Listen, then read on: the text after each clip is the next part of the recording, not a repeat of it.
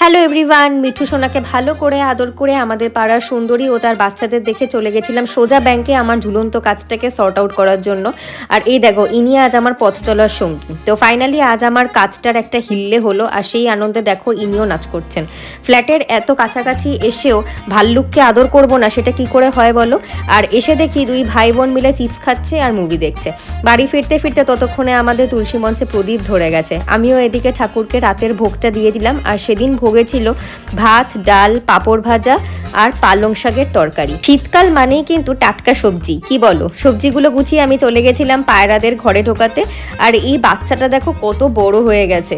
এদিকে দুই গুন্ডা খাবার ফেলে সারা ছাদ দৌড়ে বেড়াচ্ছে কেন জানো, ইঁদুরের খোঁজে। তারপর আমার রঙ্গবতীর একটা লাইভ ছিল, সেই জন্য কিছুই না, সেজে গুজে একটু আয়নার সামনে কেত মারছিলাম। তারপরে দেবদার রংবাজ মুভিটা দেখতে দেখতে ডিনারটা সেরে ফেললাম। আর এই ছোট্ট ছানাকে আদর করে আজকের দিনটা শেষ করলাম। So tata.